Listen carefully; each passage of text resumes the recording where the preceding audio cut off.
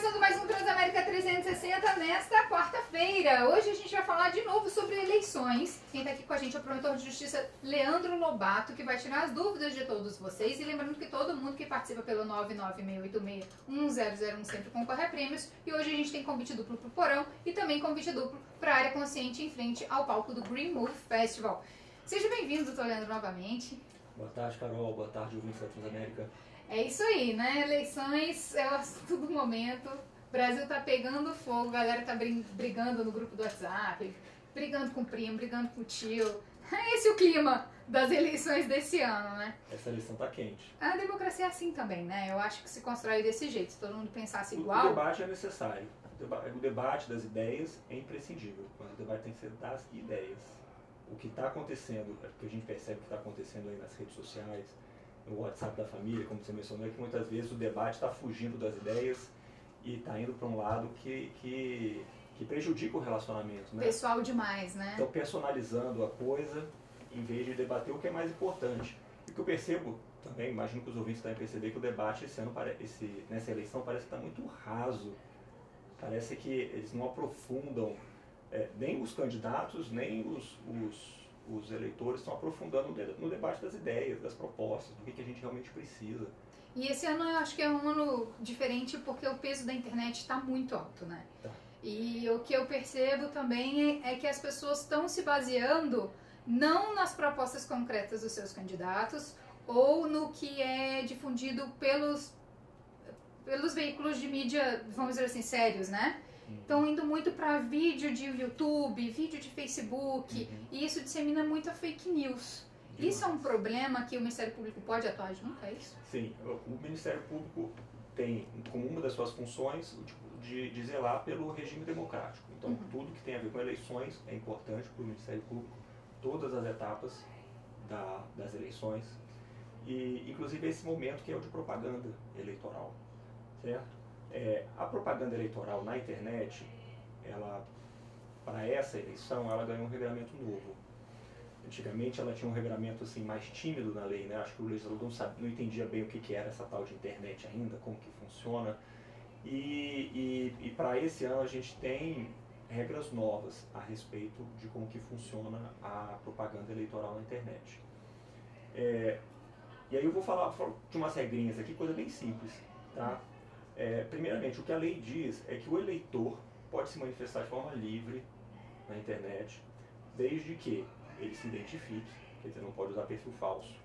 Ele tem que ser identificado ou identificável. Se ele usar um nickname, tem que ter, de alguma forma, a possibilidade de chegar na identidade desse eleitor. Então aqueles bots são ilegais? Os bots são ilegais.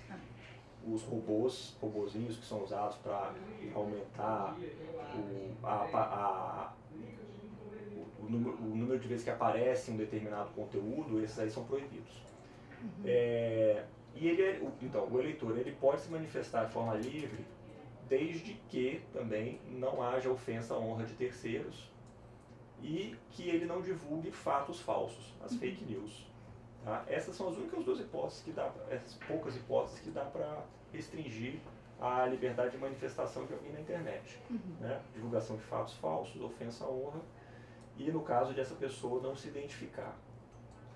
Os candidatos, partidos, coligações podem também fazer propaganda na internet. Tem um porémzinho, essa propaganda não pode ser paga, salvo o que a lei chama de impulsionamento de conteúdo. O impulsionamento, esse terminho que eles usam na lei, significa é um pagamento que se faz, por exemplo, ao Facebook, que se faz ao Instagram, para uma determinada postagem aparecer mais, ganhar maior visibilidade. Também na busca que se faz no Google, é possível pagar o Google para que uma busca, um determinado conteúdo buscado tenha mais chance de aparecer. Tá? Isso também é impulsionamento. Então as únicas hipóteses de propaganda paga na internet são essas.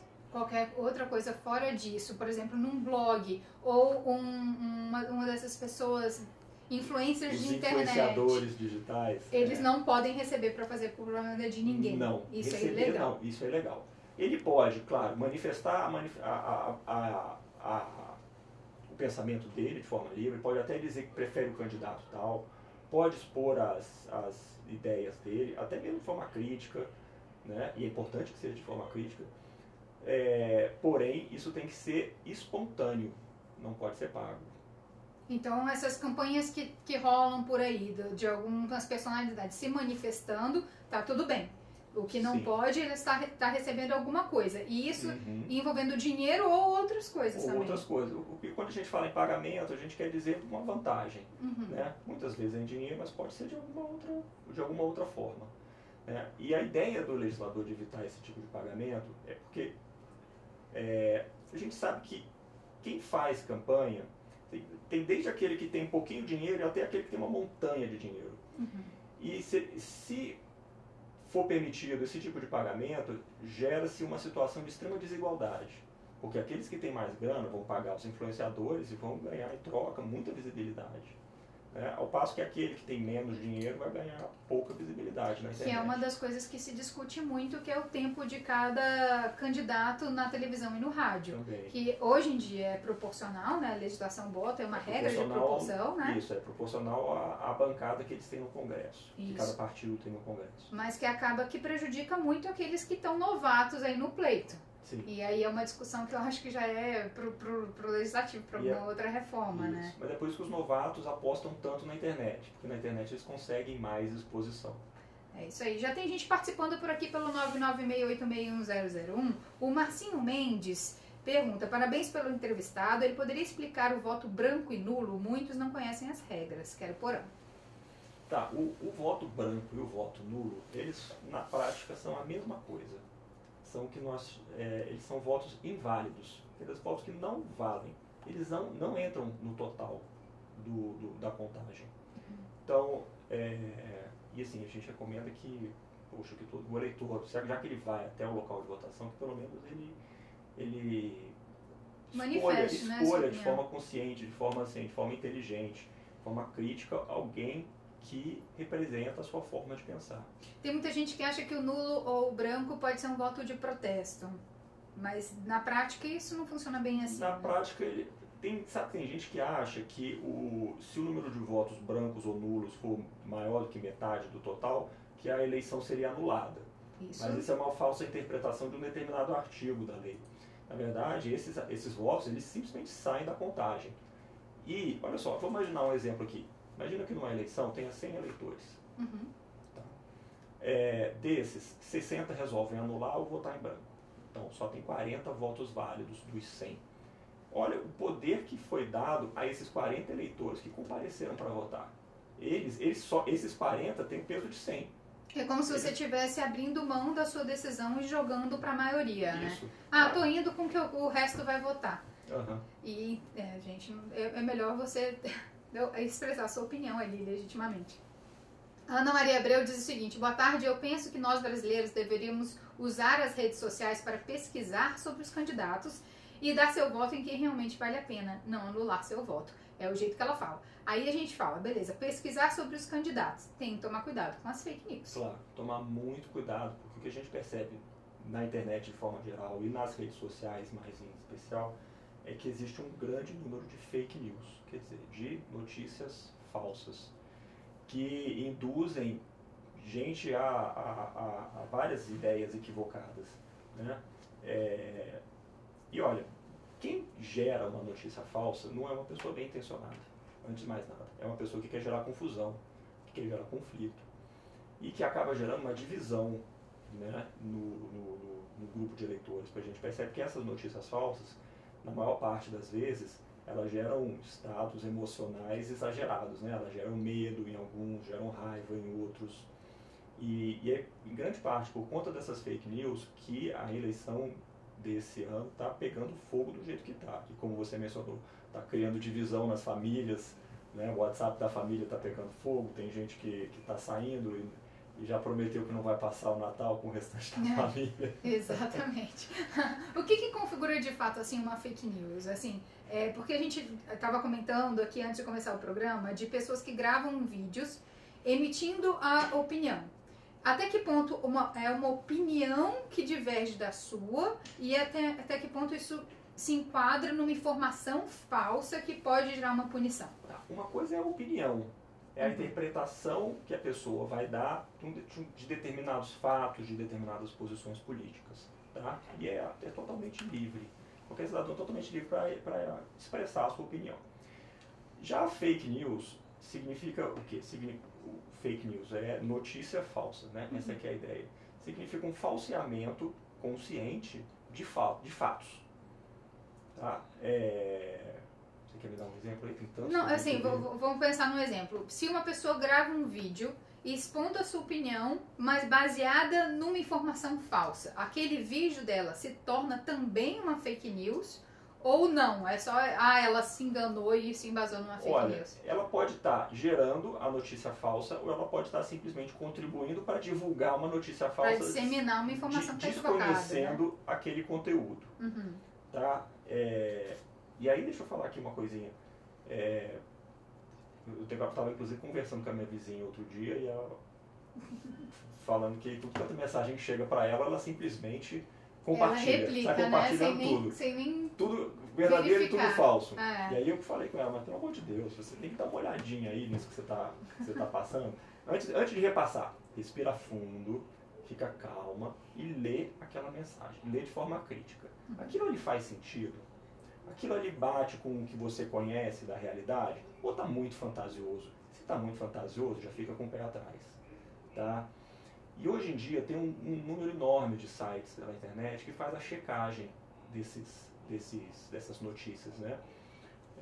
Então, minha sugestão, entra no Google, põe os dados daquela notícia lá para checar, porque muitas vezes já é notícia antiga que todo mundo sabe que é falsa. Você vê que é falsa, não repassa. E ainda dá uma cutucada na pessoa que te repassou e fala, olha, isso aí é falso, por favor, não passa adiante não. O problema é que hoje em dia tá tão assim que se você fala isso, você fala, não é falso não. Falso é a sua fonte que você tá mandando, não é? Tá assim, tá nesse nível. Às vezes a briga perde a razão, né? E entra para esse lado, o pessoal esquece o racional e fica puramente no emocional. Mas perigosíssimo isso. Mas nesse momento a gente tem que deixar o emocional um pouquinho de lado, por isso que eu falei, respira fundo, pensa com cuidado, dá uma lidinha cuidadosa na notícia, dá uma olhada também na fonte daquela notícia, vê quem que é o autor. É uma pessoa conhecida? É um jornal conhecido?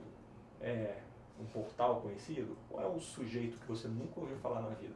Se é alguém que você nunca ouviu falar, já é um forte indicativo de que pode ser falso. E não adianta a pessoa falar o que ela é, né? Porque tem muitos vídeos que são assim, eu sou fulana de tal, que tenho isso, que fiz isso, aquilo. Aí você acredita no que a pessoa está falando? Não é bem assim, né? Qual a credibilidade dessa fonte? Se é uma pessoa que você nunca ouviu falar na vida, credibilidade é reduzida. Uhum. Então é um forte indicativo que pode ser falso. Pode até não ser, mas não custa nada checar, não é mesmo? Não, e pode até não ser, mas qual que é o peso da opinião daquela pessoa também, né? Sim. Para ser tão notório, assim. O Henrique diz o seguinte, é utópico, mas se a maioria anula o voto, demonstra sim que todos os que estão aí não são representantes da nossa vontade. De fato, demonstra isso, mas... Mas quem é que foi eleito? Pois aí vão ser eleito com 4 anos com aquele ali. Eu concordo que manda um sinal, tá? Manda um sinal, sim, para quem está para quem está exercendo os cargos eletivos. Mostra que a legitimidade deles é reduzida. Mas, de qualquer jeito, eles foram eleitos, não é mesmo? Então, eu acho importante a gente manifestar a vontade. E acho mais do que isso, é importante também a sociedade civil se organizar, sabe? Formar ONGs para fiscalizar os nossos políticos. Já tem algumas que fazem tem isso, algumas, né? E quem se importa com a nossa política, com o futuro do Brasil, tem que se engajar. Tá? Quando a gente olha os países de primeiro mundo aí, a gente não vê uma sociedade civil passiva, pacata, que não se mexe. Não, pelo Só se mexe sentado na cadeira no Facebook. Ali é fácil de se mexer. A gente tem que ir de música rapidinho, já a gente volta. Não deixa de participar. 996861001. Transamérica Brasília, estamos de volta e já tem mais gente participando aqui pelo 996861001. Olha só, quem que pergunta isso? Não assinou. Boa tarde, Carolina. Como que faz se para o segundo turno passam aqueles candidatos que você não quer de jeito nenhum? Me manda um beijo. É pergunta pra você. Carol, isso eu não sei responder também não, viu? Chora. Hashtag chora. Infelizmente. Isso, na verdade, não é uma questão do direito eleitoral, assim, tem a ver com a culpa é do povo, né? Nesse caso, eu acho.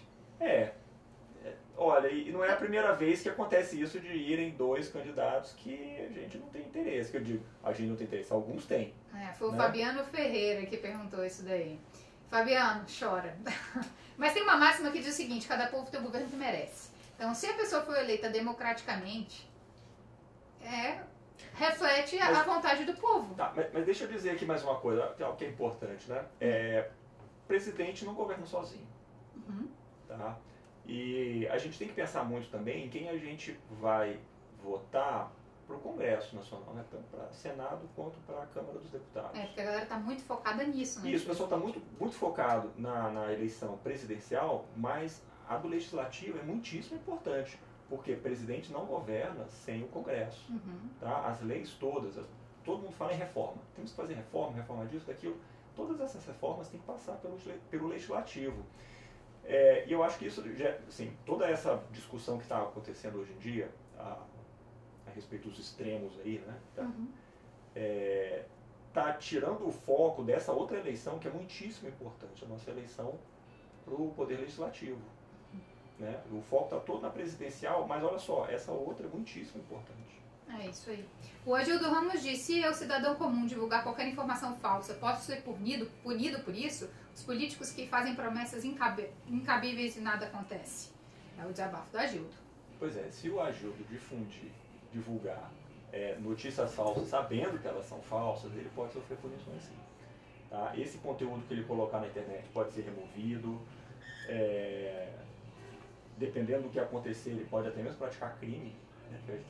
Tem crimes de calúnia, de difamação, por exemplo, de injúria.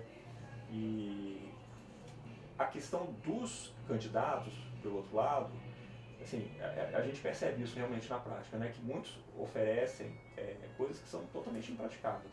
Fazem promessas que são ilusão, e qualquer um que tiver o mínimo de bom senso percebe que essas propostas são ilusórias, são impossíveis de serem praticadas. Então, o que se exige é o bom senso do eleitor a perceber que essas propostas são descabidas. E se a gente verifica que alguém está fazendo alguma difamação, cometendo um crime pela internet, como que a gente pode fazer essa denúncia para o Ministério Público? Olha, o Ministério Público tem alguns canais de comunicação com a população. Pode, se quiser, procurar fisicamente uma promotoria para fazer a sua notícia, né, a sua denúncia. É possível também fazer pelo Facebook. O Ministério Público do Distrito Federal e Territórios tem página no Facebook. Tem também uma página na internet, que é o mpdft.mp.br, e ali tem um link para a ouvidoria. E tem um aplicativo também. Tem um aplicativo que serve tanto para iOS quanto para Android. Tá? É um aplicativo levezinho, gratuito, e a partir dele é possível fazer notícia de qualquer fato, qualquer ilícito no âmbito eleitoral. Depois das eleições, aquele botãozinho que tem ali no aplicativo para irregularidade de eleições vai ser mudado por um outro botãozinho para qualquer tipo de irregularidade. Então já tem um campo específico para denúncias relacionadas a eleições. E aí não vale só para fake news, vale também para compra e venda de votos e tudo isso. Vale para tudo quanto é coisa, para abuso de poder, para coação de eleitor, para N situações. Qualquer coisa que o eleitor perceber, o cidadão, eleitor ou não, perceber de errado, ainda que ele não tenha certeza que está errado, sabe? Porque a legislação é muito complexa. Às vezes a gente bate o olho e tem algo de estranho aí. Será que é ilícito? Eu não sei. Mas deixa eu informar para o Ministério Público, porque lá eles sabem.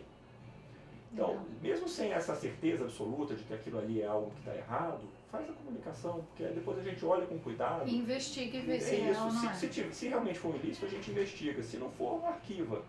Mas é melhor que o cidadão faça esse papel dele de informar. Sobre o aplicativo ainda, só rapidinho, deixa eu explicar uma coisa.